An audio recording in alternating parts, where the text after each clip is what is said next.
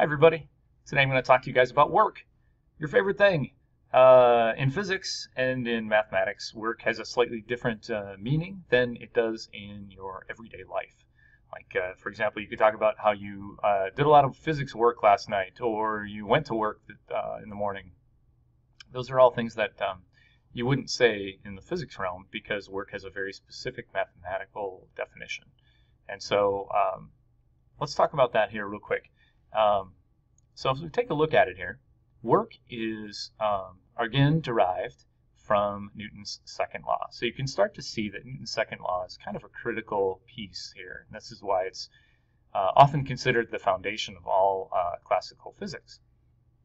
Now, if you remember before when we had our last unit, we started off by giving you a formula like this. The force times the change in the time is equal to the mass times the change in the velocity. Hopefully you remember that. And this was the impulse side, right? J is the impulse side, and this was the change in momentum side. So we derived this from a couple of formulas, including one of which was Newton's second law. And then we used one from Unit 2. Now we're going to do the same thing, and you're going to see we get a slightly different result if we pick a different starting point other than Newton's second law. We're going to pick a different motion equation to plug into it. And so I've chosen here the no time formula. So you're already going to see that this time feature right there, which we used in impulse, is not going to be a factor when we talk about work. So as I plug this in, the first thing I have to do before I plug it in is to solve it for A, because the A value right there we go, is going to be my entry point. So that's where I'm going to access this formula for right there. I'm going to go ahead and try to plug everything in to that A spot. Okay, so let's take a look at it here. If I solved this no time formula, which is what I call it, for A, I get this, which is ugly. I know, it's pretty hideous, but there it is. 1/2 times quantity v2 squared minus v1 squared, so that's the final velocity squared minus the initial velocity squared, all divided by the change in the displacement, or the change in the position.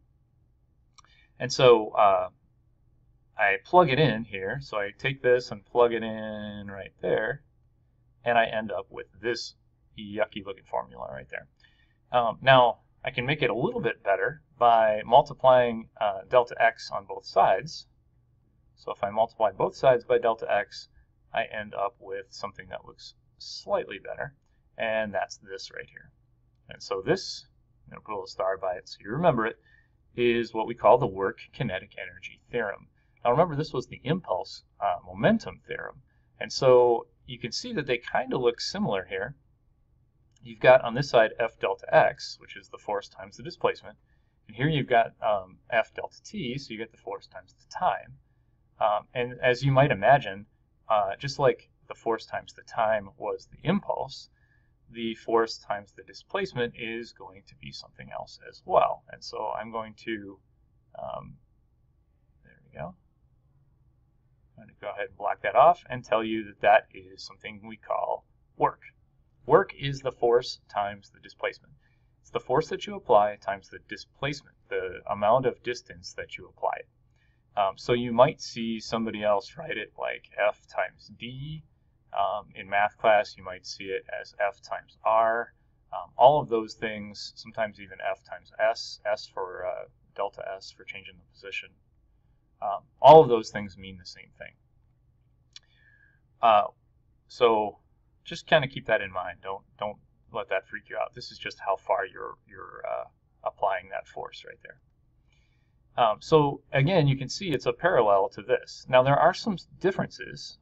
You might notice that impulse is a vector, and I've written the big W for work as in italics there, and so that signifies that it's a scalar. So we are absolutely not concerned with what direction the work is being done in, whereas impulse we were.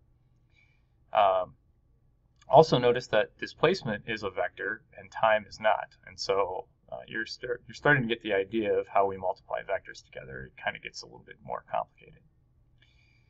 Work is measured in newtons times meters, as you might imagine. But for simplicity's sake, because we use work and energy a lot, we have come up with a derived unit for it. And it's right here, and it's pronounced joules.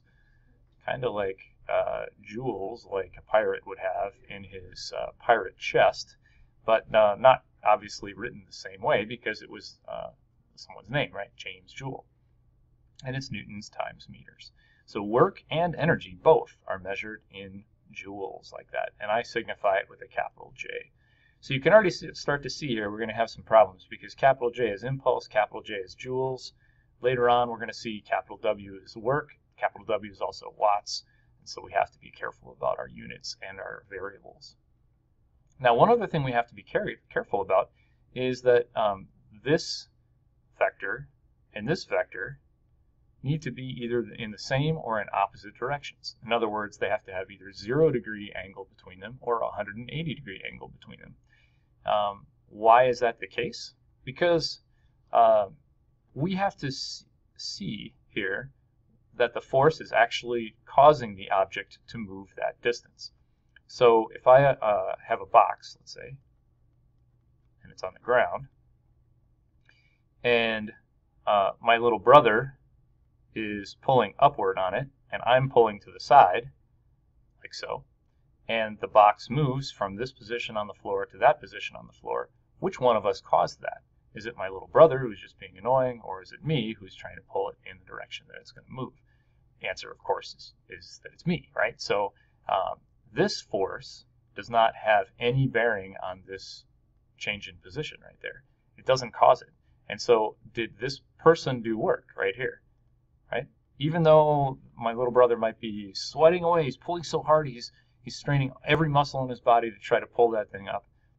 If it doesn't go up, if it doesn't move in that direction, then there's no work that's being done. Whereas I could be pulling very lightly in that direction, and if the box moves in that direction, then it's probably a pretty good indication that I was the cause of that. And so I caused the force, I caused the force, and so then I also caused the displacement. And therefore, it must be my work, right?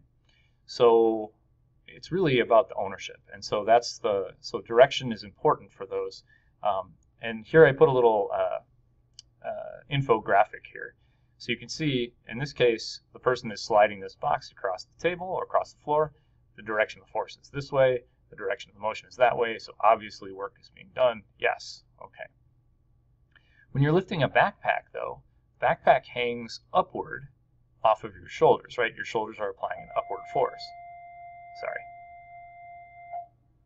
But if you walk forward, that upward force is not the cause of the motion forward. And so you can see that doesn't work. And then you can go through the rest of these. If you have any further questions on it, let me know. Thanks for watching.